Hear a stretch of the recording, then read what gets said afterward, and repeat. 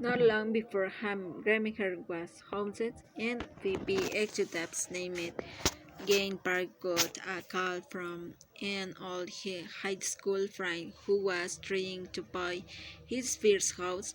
The price of the house, the friend didn't make a lot of money, yet the mortgage originator had lined up to give him loans, one for the first mortgage and the second for a loan to cover the down payment. The friend wanted to know in Park would then him to cover the closing costs, which he also didn't have. Thought a little slightly big what he'd heard. Park loaned him to money. Shortly before the cloning, the man lost his job. He called Park again, worried that the deal would fall through, but it didn't. When the friend told his mortgage broker that he was now out of work, the broker simply told him not to mention in it. Sure enough, he closed on the house. New Park was really startled. A few months later, Park read an article in the Wall Street Journal touting the high dividends being paid by a hot mortgage company, New Century. He decided to take a closer look at the stock and realized that New Century was a supreme lender that's specializing in new docklands. They quickly doubled the idea of investing in it. Then a 30 data point popped up of his radar screen. In a trade publication somewhere, he read that multi-sector CDUs had very longer concentrations of subprime mortgage.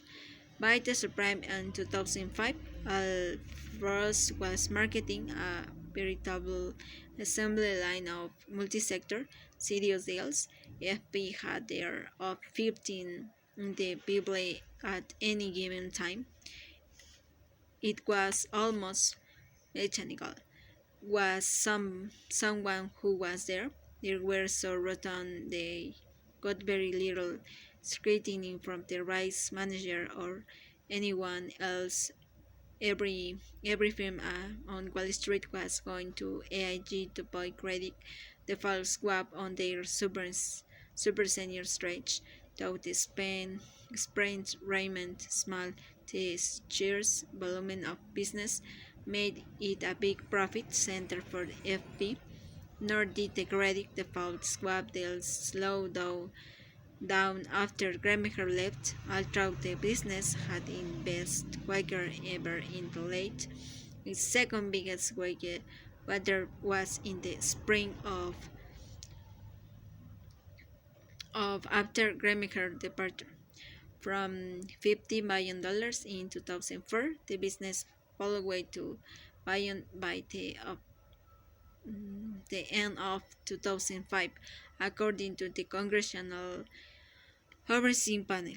By September, when AIG was bailed out by the government, the exposure had been reduced to $60 billion, though it was still a small portion of again $2.7 trillion derivatives book in notional value.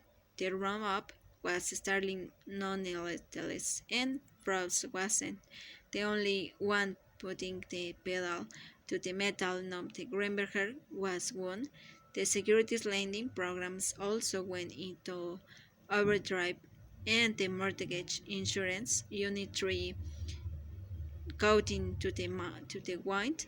The whole company, its Sawmills Cement, was doubling down on subprime mortgage at both FPs and headquarters. The increasing number of multi-sector CDOs deals was not viewed with alarm.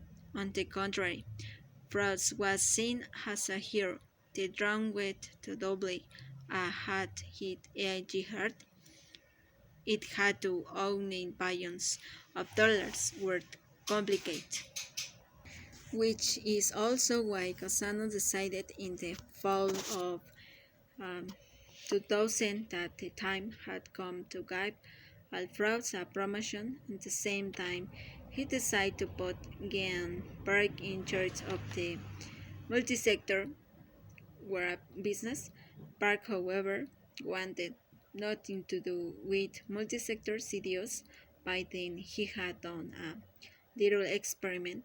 He got asked some people involved in the FP business to guess the percentage of subprime mortgage banking securities in some of the recent CDOs that FP had grabbed.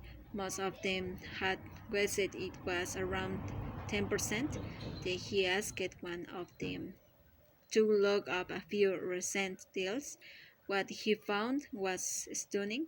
The percentage of subprime securities in the CDOs wasn't 10%, it was 85%, without anybody at VP no, noticing. The multi-sector CDOs had become almost entirely made of risk subprime securities. Seriously worried, Park, Park took his concern to Andrew Foster, one of Cassano's chief deputies in London, who had begun to have thoughts along the same lines. The two men they made the rounds of the Wall Street underwriter to better understand the collateral. What they heard was not comforting. The firms had acknowledged that the credit stories were not very good, but they all insisted it was okay because historically housing prices only went in one direction, up. As long as that was the case, homeowners would be able to refinance and repay the debt. Park and Foster both knew this was a terrible reality. The collateral clearly was unsound. The supposed verification benefits of having a variety of credits in a multi-sector CDOs had disappeared. They knew they needed to get out of the business, and yet how to break this new to Casano without having him blow his stack, how to explain that this assembly great business was exposing the firm to enormous risks that no one had been aware of. They included. Parkin himself never spoke to Casano, but Foster decided that the best way to approach him was to say that the business and changed and the underrated standards were deteriorating.